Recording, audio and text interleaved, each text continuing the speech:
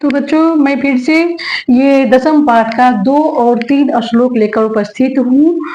दूसरा श्लोक में कहता है नाना विधैरस्तिरुहैर्वृतां पुष्प फल द्रुमय राजन्तीं राजराजस्य नलिनीमिव सर्वतः।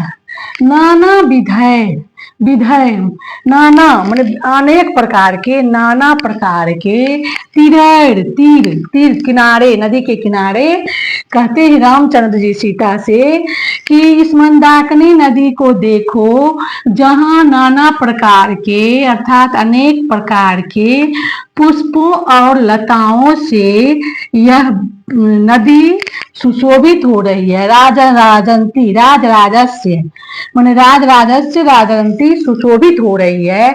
नलिनी मिव नलिनी जोड़ इव नलिनी मिव, नलिनी पोखर का नाम है, पुष्करणी तालाब जो बहुत ही प्रसिद्ध तालाब है। यह वही कहते हैं कि रामचंद्र जी सीता से कहते हैं कि हे सीते इस मंदाकिनी नदी को देखो, इसके चारों ओर से सभी ओर से नाना प्रकार के फूलों और लताओं से सजी हुई है जो नलिनी अर्थात पुष्करणी नदी की तरह सुशोभित हो रही है। 3 नंबर श्लोक है मेघयूथ निपितानि कलुषाम भांसी सांप्रतम तीर्थानि रमणीयानि रतिम संजनयति मे। मृगयूथ निपितानि, यहाँ मृग और अन्य पशु बरसात के मौसम में जब गड्ढे में छोटे छोटे गड्ढे में गंदे जल जम जाते हैं तो वहाँ मृग और अन्य पशु एक साथ होकर गड्ढे का गंदे जल पी रहे हैं।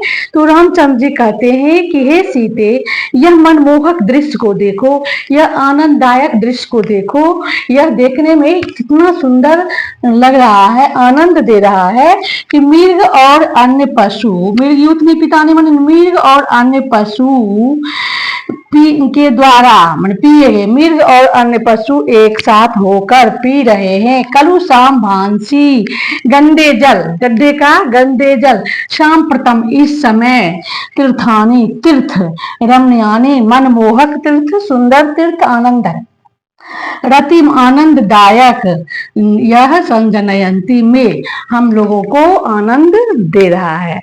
अर्थात रामचंद्र जी सीता से कहते हैं, तीसरा श्लोक का अर्थ हुआ कि रामचंद्र जी सीता से कहते हैं कि हे सीते इस समय इस मनमोहक दृश्य को देखो, इस मंदाकिनी नदी को देखो कि मृग और अन्य पशु एक साथ होकर गड्ढे का गंदे जल पी रहे हैं। यह दृश्य अत्यंत ही आनंददायक लग रहा है।